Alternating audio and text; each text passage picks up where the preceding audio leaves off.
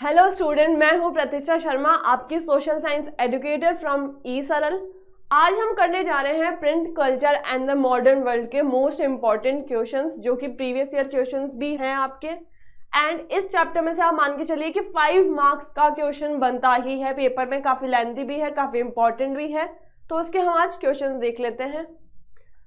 सबसे पहले स्टार्ट कर रहे हैं हम मल्टीपल चॉइस क्वेश्चन। इसमें आपको जो मोस्ट प्रेफरेबल आंसर होता है वो टिक करना होता है, ठीक है। First, which of the following countries has the earliest kind of print technology. जब हमने प्रिंट कल्चर का चैप्टर स्टार्ट किया था तो हमने देखा था साउथ एशियन कंट्रीज में सबसे पहले प्रिंट आया था, और प्रिंट स्टार्ट करने के लिए 3 कंट्रीज रिस्पॉन्सिबल थी, ठीक है। इसमें नेम भी दे रखे हैं, चाइना, कोरिया एंड जापान। ये तीनों ही कंट्रीज रिस्पॉन्सिबल है प्रिंट टेक्नोलॉजी को स्टार्ट करने के लिए, प्रिंट कल्चर को स्टार्ट करने के लिए। Answer will be all of these, ठीक है।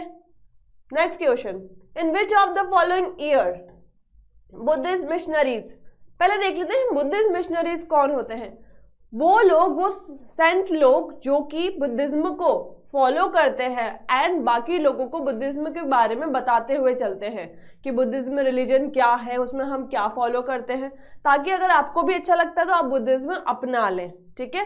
तो बुद्धिस्ट मिशनरीज थे चाइना के, ये ट्रैवल करते थे बुद्धिज्म का प्रचार करने के लिए। अब क्वेश्चन पे आते हैं। Buddhist missionaries from China introduce hand printing technology. कौन से ईयर में इन बुद्धिस्ट मिशनरी ने चाइना से ले जाकर हैंड प्रिंटिंग टेक्नोलॉजी इंट्रोड्यूस करी थी? तो ये ट्रेवल कर रहे थे, इन्होंने चाइना से स्टार्ट करके जापान तक मूव किए थे, ठीक है। तो कौन सा ईयर था हमने पढ़ा हुआ है, डायरेक्ट एनसीईआरटी का ही क्वेश्चन है ये। 1768 to 1770 एडी। अब ये एडी एंड बीसी आप लोगों ने कॉन्सेप्ट पढ़ रखे हैं, पहले भी नेम पढ़ रखे हैं, कुछ लोगों को पता भी होगा। तो इसको हम समझ लेते हैं थोड़ा। बीसी मीन्स बिफोर क्राइस्ट, यानी जीसस क्राइस्ट के बर्थ के पहले जितने भी इवेंट होते हैं उसमें हम बीसी लगा देते हैं, दैट इज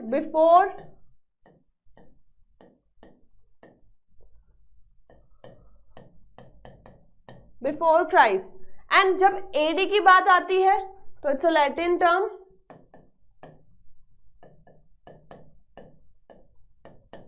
एनो डोमिनो। इसका मतलब क्या होता है, कुछ बच्चे इसको गलत भी ले लेते हैं, आफ्टर दैट। ये आफ्टर दैट नहीं होता, ये होता है जीसस क्राइस्ट के बर्थ के बाद वाला टाइम जो भी होगा उसको हम एडी में लिखते हैं, आफ्टर डेथ नहीं होता ये, ठीक है। आगे बढ़ते हैं। Which of the following book is oldest Japanese book printed in 868 AD containing 6 sheet of text and woodcut illustration। तो अभी हमने थोड़ा लास्ट क्वेश्चन में ये समझा था कि बुद्धिस्ट मिशनरी चाइना से ट्रेवल करके जापान गए थे, तो अब ये बुद्धिज्म को फॉलो करने वाले थे, ये प्रिंटेड कल्चर भी लेकर गए जापान में। तो ये कौन से बुक प्रिंट करेंगे, ये रिलीजियस बुक करेंगे प्रिंट, ठीक है। तो यहाँ पे जापान में जब ये गए तो किस तरीके की बुक प्रिंट हुई थी, that will be only religious, और वो बुक थी डायमंड सूत्रा। डायमंड सूत्रा में रिलीजन के बारे में ही लिखा हुआ था। ये फर्स्ट प्रिंटेड बुक थी जापान में, और वो हैंड ब्लॉक प्रिंटिंग से ही प्रिंट हुई थी विद वुड कट इलिस्ट्रेशन। इसका ईयर भी इंपॉर्टेंट है, तो आप लोग ये भी ध्यान रखिएगा, ठीक है। आगे बढ़ते हैं हम। The Jikji of Korea, one of the world oldest book contain The essential features of। अब हम ये देख लेते हैं कि जीकेजी ऑफ कोरिया क्या थी। ये एक कोरियन बाइबल थी, ठीक है, जिसके अंदर मेटल से लिखा गया था, मेटल टाइपिंग हुई थी। तो इस बुक के अंदर बात की गई थी जैन बुद्धिज्म की। जैन बुद्धिज्म मतलब जिसमें मेडिटेशन के ऊपर, इन सब के ऊपर, बुद्धिज्म रिलीजन के ऊपर लिखा गया था, उनके फायदे बताए गए थे, ठीक है। आगे बढ़ते हैं। असर्शन रीजन वाले क्वेश्चन में ना एक ट्रिक होती है, जो भी आपको असर्शन रीजन मिलता है, आपको कॉन्सेप्ट पता हो तो वेल एंड गुड। अगर ऐसा कुछ आ जाए, आपको लग रहा है कि यार ये कॉन्सेप्ट है, पता तो है, पर क्या रिलेट कर रहा है, तो इन दोनों के बीच में ना बिकॉज लगा के देख लिया करो, क्योंकि लगा के देख लिया करो, ठीक है। After the mid of 19th century, women school were set up in the cities and town.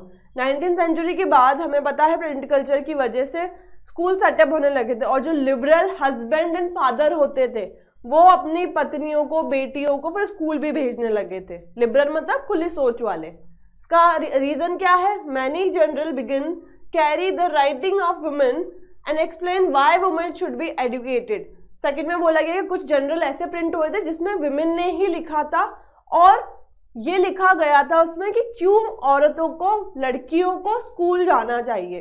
ठीक है, पहले हम ये देख लेते हैं असर्शन करेक्ट है? हाँ ये करेक्ट है। क्या रीजन करेक्ट है? हाँ ये करेक्ट है। अगर दोनों करेक्ट हैं देन हम दूसरे ऑप्शन पे चलते हैं। क्या रीजन इस वाले असर्शन का है? तो अगर हम इसके बीच में बिकॉज लगा के देखें, after the mid of 19th century women school were set up in the cities and town because many children began carrying the writing of the women and explain why women should be educated। तो जब हम because लगा रहे हैं तो it doesn't make any sense. दूसरा concept भी इसका ये है कि पहले औरतें पढ़ी लिखी, पढ़ना लिखना आया तभी तो वो जनरल लिख पाएंगी। ठीक है, तो स्कूल पहले सेटअप हुए थे, जनरल बाद में लिखने स्टार्ट हुए थे। तो इसका आंसर होगा both A and R are true and R is not the correct explanation of A. B answer है इसका। ठीक है, वी क्लियर? नेक्स्ट चलते हैं हम लोग। एंड ये इंफॉर्मेशन मैं दे देती हूँ। End game crash course start हुआ है ईसरल का। आप भी अगर 95% प्लस स्कोर करना चाहते हैं with strategy, with the guidance, तो आप ज्वाइन कर सकते हैं। इसका लिंक डिस्क्रिप्शन में है, आप ज्वाइन करिए, देन हम सब मिलके पढ़ते हैं। नेक्स्ट अब आते हैं वेरी शॉर्ट आंसर टाइप, जिसमें आपको 20 से 30 वर्ड मीन्स 2-3 लाइन मैक्सिमम लिखनी होती है, ज्यादा नहीं। Why was Gutenberg's press too slow as compared to present press technology? Gutenberg press हमें पता है क्या था। जो इनके फादर थे उनकी ऑलिव प्रेस हुआ करती थी एंड गोल्ड के ऑर्नामेंट का काम भी करते थे। तो इनको मोल्ड्स की, सांचों की नॉलेज थी और ऑलिव प्रेस की नॉलेज थी, उसको कंबाइन करके इन्होंने गुटनबर्ग प्रेस बनाई थी। ठीक है, तो मतलब ये प्रेस थोड़ी स्लो थी बिकॉज एक टाइम पे एक ही पेपर प्रिंट होता था उस प्रेस के जरिए, ये हमें पता है। ठीक है, तो अगर एक टाइम पे एक ही पेज प्रिंट होगा, लाइक इस तरह के, जैसे इनको लिखना है माय, तो एम का एक मोल्ड बना लिया। ठीक है, वाई का एक मोल्ड बना लिया। फिर यहाँ पे एक ऑलिव प्रेस जैसा ही एक प्रेस करने का एक पंप होता था, इस तरीके से यहाँ पे इंक भर देते थे इनमें और फिर ये पेपर होता था और इस पे फिर इसको प्रेस करके प्रिंट कर देते थे। तो मतलब इट्स अ स्लो प्रोसेस, ये हमें समझ में आ गया है। तो क्यों स्लो था, इसका रीजन देख लेते हैं। ये बहुत बेसिक सी चीज है कि भाई जो नई टेक्नोलॉजी होगी वो तो फास्ट प्रिंट करेगी क्योंकि वो तो मैकेनिकल है। ठीक है, Gutenberg press use hand printing method, hand printing method था ये। Present press technology follows mechanical, अब मशीन ज्यादा तेज काम करेगी इंसान से।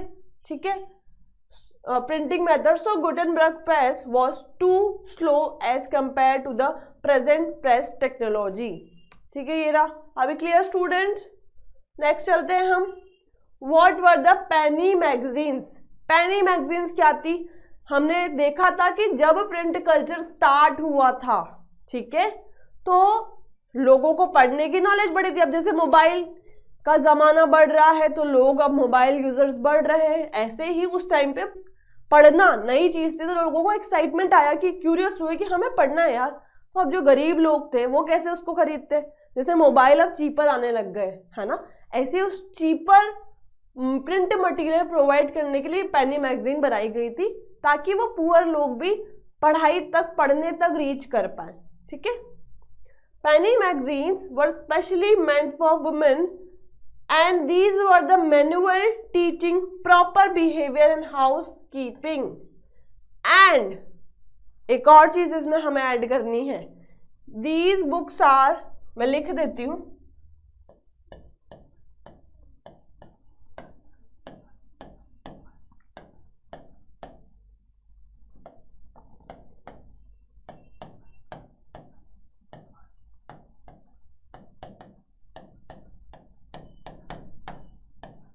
these books are cheaper in cost so that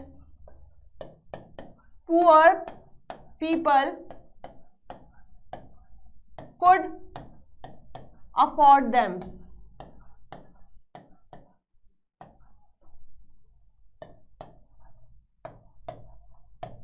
ठीक है, नेक्स्ट क्वेश्चन पे चलते हैं अब हम। How many thesis did Martin Luther right? Martin Luther को पुराने ऑर्थोडॉक्स चर्च की चीजों से प्रॉब्लम थी, जो पुराने रीति रिवाज चले आ रहे थे, जो लोगों पे थोपा जा रहा था, उनसे उनको दिक्कत थी।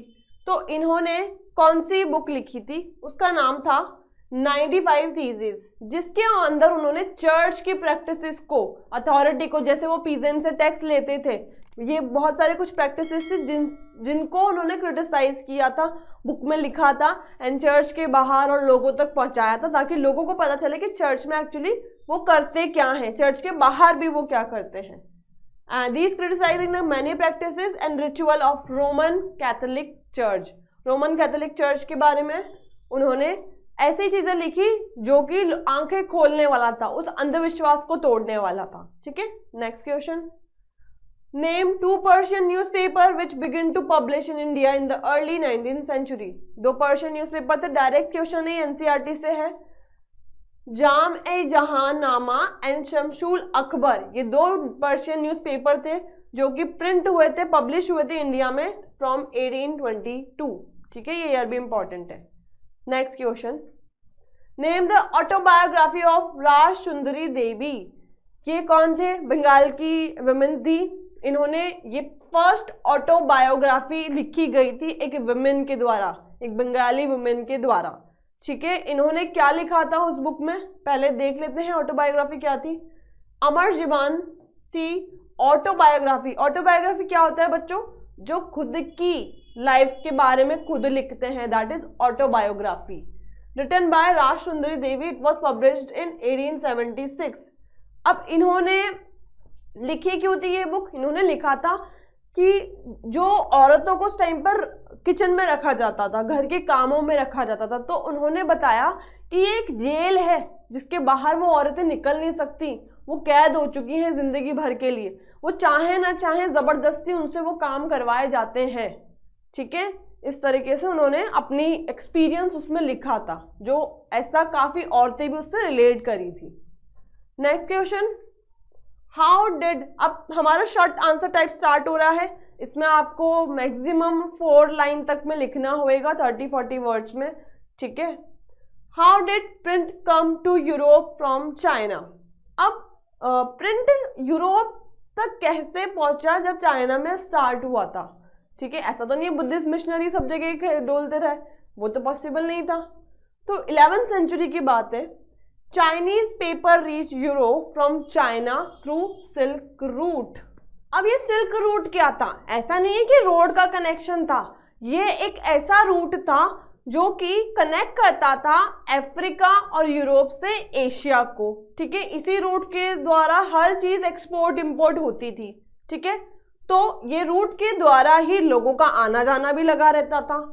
Paper made possible the production of manuscript carefully written by scripts. अब मैन्यूस्क्रिप्ट्स क्या होता है? मैन्यू मीन्स मैनुअल, स्क्रिप्ट्स में लिखी जाने वाली चीजें, तो जो मैन्युअली लिखी जाने वाली चीजें हैं, केयरफुली रिटन बाय स्क्राइब्स। अब स्क्राइब्स क्या होते हैं? स्क्राइब्स वो लोग थे जो कि एज इट इज कॉपी कर देते थे किसी भी लिखे हुए चीज को। जैसे मान लीजिए यूरोप लिख रहा है, तो यूरोप को ही एज इट इज कॉपी कर देते थे वो खुद की हैंड राइटिंग में। इनको हम स्क्राइब्स बोलते थे।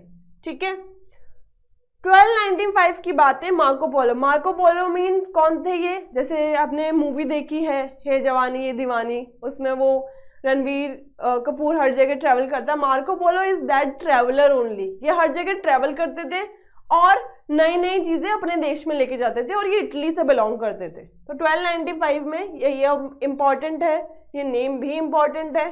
ठीक है, Marco Polo a great explorer return to the Italy. Italy में वो वापस आए अपनी जगह पर after many years of exploration of China. China में घूम कर आए। अब आपको भी पता है चाइना में प्रिंट टेक्नोलॉजी कल्चर स्टार्ट हो चुका था।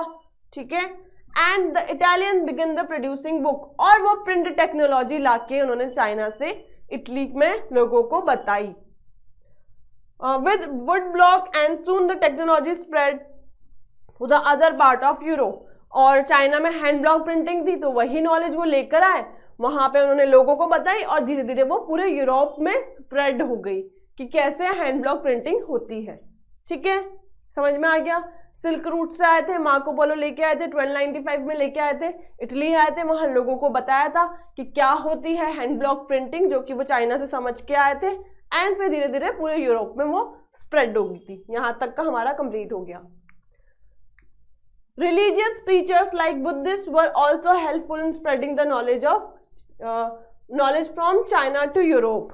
अब हमें भी पता है बुद्धिस्ट मिशनरी का हमने समझा था कि वो चाइना से जापान गए थे, है ना। ऐसे ही प्रीचर्स जो थे, सिर्फ मिशनरीज नहीं, जो प्रीच भी करते थे, उन लोगों ने भी हेल्प करी ये टेक्नोलॉजी को यूरोप तक लाने में।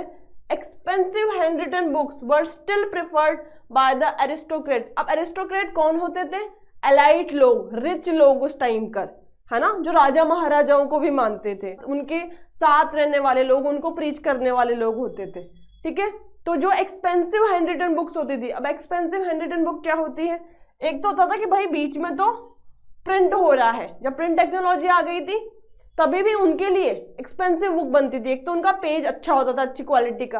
अब अगर बीच में प्रिंट भी हो जा रहा है तो आसपास ना एक ऐसा खाली ब्लॉक छोड़ा जाता था, उस ब्लॉक पे हाथों से सुंदर सुंदर ऐसे प्रिंट लगाई जाती थी, ड्रॉ किए जाते थे, है ना।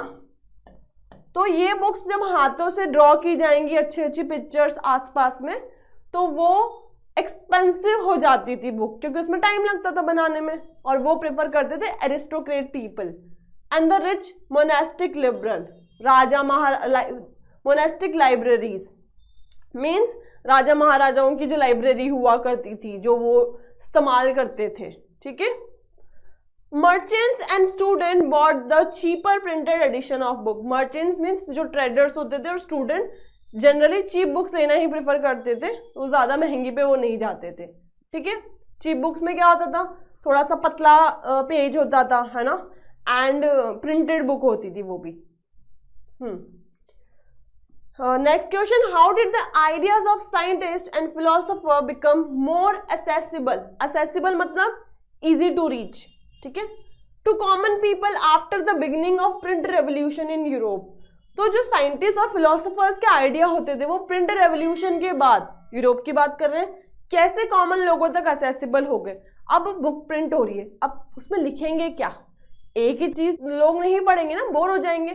तो जब साइंस के रिसर्च हुए, फिलोसोफर्स हुए जो अच्छी इंटेलेक्चुअल थिंकिंग रखते, उन्होंने भी अपनी चीजों को लिखना स्टार्ट किया। अब जब लिखे तो कॉमन लोग तो पढ़ेंगे उनको। ठीक है, the beginning of the print revolution. Revolution क्यों बोला गया है? क्योंकि जब प्रिंट कल्चर स्टार्ट हुआ तो इतनी बड़ी पब्लिक तक वो फैला, तो एक रेवोल्यूशन बन गया था। The ideas of scientists and philosophers become more accessible to the common people in the following way. Ancient and medieval scientific texts were compiled and published. जो पुराने, पहले भी साइंटिफिक चीजें तो होती ही थी ना, उनको इकट्ठा किया गया, मिडाइवल और एंशिएंट पुराने टाइम की साइंटिफिक टेक्स्ट्स को, और उनको प्रिंट करा, पब्लिश करा एंड स्प्रेड किया गया। पहली चीज, different type of maps and scientific diagrams were widely printed. अब हम भी कुछ चीज डायग्राम से समझते हैं तो इजी रहता है, तो वैसे ही मैप, जो वर्ल्ड के, इंडिया के, यूरोप के जो मैप थे वो प्रिंट हुए।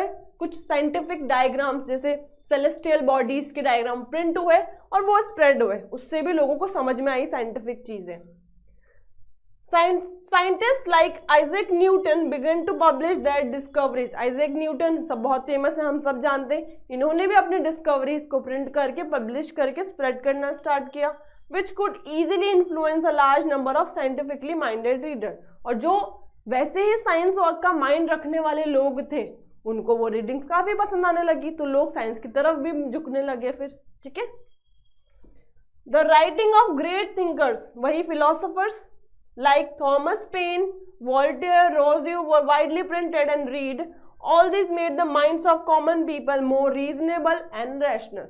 तो जो great thinkers थे उनकी भी बुक्स पब्लिश होने लगी हैं, लोगों को उनको पढ़ के ही समझ में आने लगा कि वो भी अपना माइंड ब्रॉड कर सकते हैं, वो भी रीजनेबल एंड रैशनल थिंकिंग रख सकते हैं, अपना ओपिनियन सामने दूसरे लोगों के रख सकते हैं। तो इसी वजह से एक डिबेट और डिस्कशन का माहौल भी स्टार्ट हो गया था यूरोप में। ठीक है, examine the role of missionaries in the growth of press in India. अब यहाँ पे इंडिया की बात आ रही है। तो हमें पता है मिशनरीज कौन होते हैं, जो एक जगह से दूसरी जगह ट्रेवल करते हैं धर्म के प्रचार प्रसार के लिए। तो इन्होंने इंडिया में कैसे प्रेस का बढ़ावा दिया था, तो स्टार्ट करते हैं।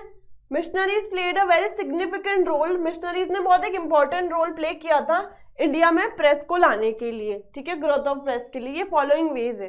पहला देख लेते हैं, Portuguese missionaries in mid 16th century introduce the printing press first in Goa. अब पोर्चुगीज कैसे आए, गोवा में ही कैसे आए, इसके लिए हम मैप देख लेते हैं इंडिया का। यहाँ पे हमारे पास अरेबियन सी है, यहाँ पे हमारे पास बे ऑफ बंगाल है, तो मतलब इधर से भी पानी है और इधर से भी पानी है। तो पानी है तो दैट मीन्स पोर्ट्स होंगे। तो पोर्ट्स के जरिए ये लोग बहुत इजीली इंडिया तक पहुंच सकते थे और ट्रेड कर सकते थे, ठीक है। तो यहाँ पे गोवा आ जाता है, इधर कर्नाटका, इधर केरला, इधर तमिलनाडु है। तो यानी कि इन्हीं जगहों पर पहुंचना पहले इजी होगा, तो यहीं पे सबसे पहले प्रिंट इंट्रोड्यूस हुई। तो पोर्चुगीज आए सबसे पहले यहाँ गोवा में, ठीक है।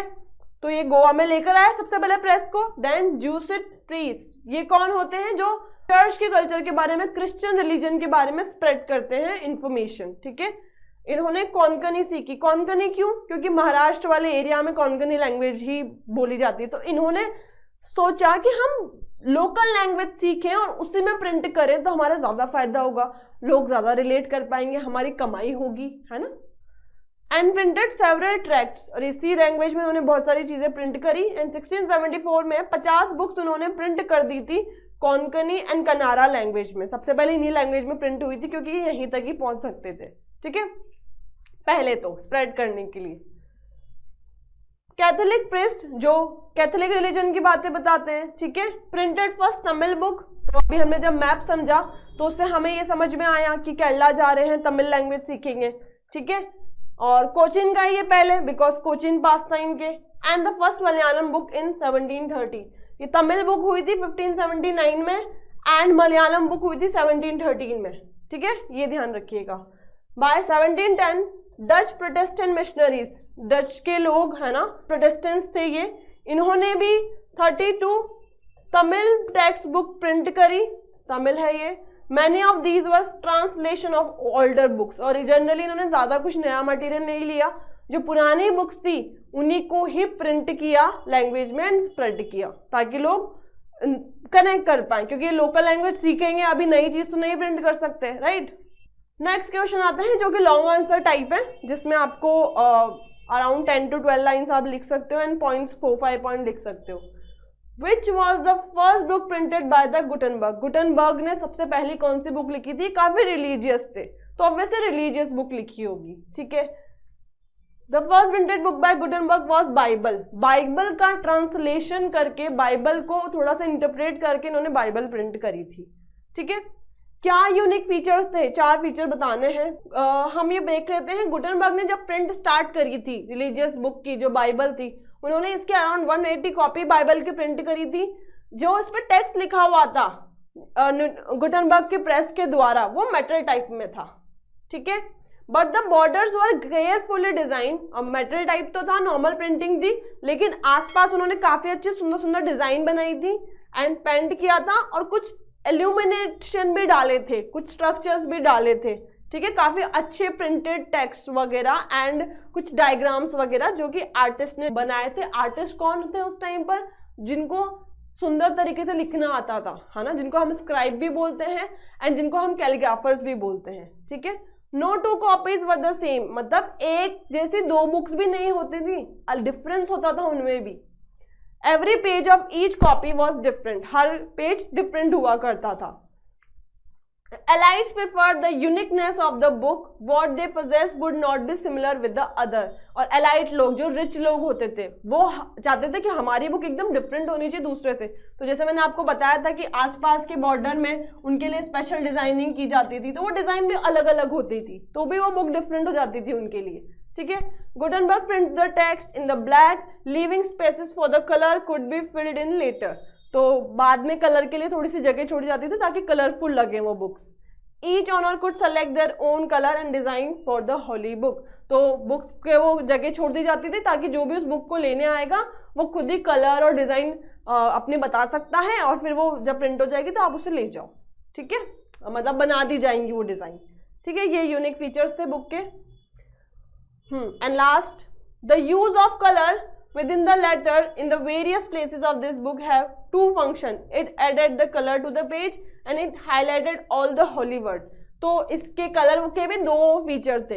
एक हम जैसे हाईलाइटनिंग करते हैं ना, तो हर पेज में अलग कलर ऐड करने की जगह होती थी, एंड कुछ जो वर्ड इंपॉर्टेंट रहते थे उसको हाईलाइट भी आप करवा सकते थे, ठीक है, ताकि उनकी इंपॉर्टेंस को बताया जा सके। Next, by the end of 19th century, a new visual culture was taking shape. Visual culture मतलब लोग ज्यादा images पे फोकस करने लगे अब पढ़ने के लिए, है ना। By the end of 19th century, a new visual culture was taking shape with the setting up of an increasing number of printing press. जैसे जैसे प्रिंटिंग प्रेस बढ़ रही थी, लोगों को पढ़ना आ रहा था, अब विजुअल कैरेक्टर की तरफ लोगों का झुकाव बढ़ गया था। By visual images could be easily reproduced in multiple copies. और वो विजुअल कॉपी जैसे एक जैसे ही प्रिंट करनी है, उससे क्या हेल्प मिल रही थी कि ज्यादा कॉपीज प्रिंट कर पा रहे थे अब, ठीक है। Painters like Raja Ravi Varma produces image of mass circulation. Raja Ravi Varma ने मास सर्कुलेशन के लिए, बड़े लेवल पे स्प्रेड करने के लिए उन इमेजेस को बनाना स्टार्ट किया। वर्मा ने ज्यादातर उसकी पेंटिंग, किसके लिए पेंटिंग, साड़ी क्लैड वुमेन, जो साड़ी पहनी हुई वुमेन है उनकी प्रिंट उन्होंने काफी ज्यादा बनाई थी, एंड उसको उन्होंने एज ग्रेसफुल वुमेन के तौर पे से बनाई थी वो डायग्राम कि भाई औरतें इस लिबास में अच्छी लगती हैं, उनके हिसाब से उन्होंने इमेजिनरी हिसाब से जो प्रैक्टिकली वो देखते थे उस हिसाब से उन्होंने ड्रॉ करी थी। His paintings were a fusion means mixture of, ठीक है, mixer of fusion of Indian tradition के साथ साथ with the technique of European academic art. Indian tradition को उन्होंने यूरोपियन आर्ट के साथ मिलाकर और वो इमेजेस तैयार की थी, ठीक है। Cheap prints and calendar. अब चीप प्रिंट्स और कैलेंडर मतलब पेजेस पे डायग्राम्स बनाए जाते थे। कैलेंडर मतलब वो नहीं 1 2 3 4 डेट लिखी रहती, कुछ डायग्राम्स बने होने, कुछ प्रिंट बने होते थे ऐसे। चीप प्रिंट्स मतलब थोड़े सस्ते पेजेस पे, और वो इजीली अवेलेबल रहते थे मार्केट में, जो कि खरीदे जाते थे पुअर लोगों के द्वारा, और वो लोग अपनी वॉल को डेकोरेट करने में, अपने घरों को डेकोरेट करने के लिए वो खरीद के लेके जाते थे। एंड इन्हीं प्रिंट्स ने has been shaping popular ideas about the modernity, tradition, religion, politics, society and culture। और इन्हीं प्रिंट की वजह से मॉडर्न जो जमाना आया उसका इंट्रोडक्शन मिला, ट्रेडिशन पुरानी चीज़ों का, रिलीजन भगवानों के से प्रिंट रिलेटेड, ठीक है, पॉलिटिक्स, सोसाइटी, कल्चर, इनके बारे में लोगों को और ज़्यादा नॉलेज एंड इंफॉर्मेशन मिलती गई, ठीक है। कुछ इनोवेशन बनाए गए कलर प्रिंट में जो कि काफ़ी सुंदर तरीके से डेवलप हुए फिर, ठीक है। By 1870 cartoon and caricature. Cartoon तो क्या होते हैं, जो इमेजिनरी कैरेक्टर के हम कार्टून बनाते हैं। कैरिकेचर क्या होते हैं, एक लिविंग बीइंग का जब एक कार्टून के रूप में बनाया जाता है, जैसे नरेंद्र मोदी जी का अपन कार्टून बनाए तो उसको हम कैरिकेचर बोलेंगे, ठीक है। तो उस टाइम पे कार्टून एंड कैरिकेचर भी बनने स्टार्ट हो गए थे न्यूज़पेपर और जनरल में, है ना। किसी को भी क्रिटिसाइज करना हो, किसी के बारे में कुछ लिखना हो तो कैरिकेचर्स बना के लिख देते थे, ठीक है। These caricatures had a great effect on people's mind. और उसकी वजह से अब नरेंद्र मोदी जी का कैरिकेचर बना, उसके साथ हम कुछ टेक्स्ट लिख दें तो कितना जल्दी लोगों को इफेक्ट करता है, लोग पढ़ते हैं। तो ऐसे ही उस टाइम पर भी लोगों के माइंड पे इन कैरिकेचर का एक अलग इम्पैक्ट हुआ, ठीक है। यहाँ होता है हमारा पेपर खत्म। Thank you.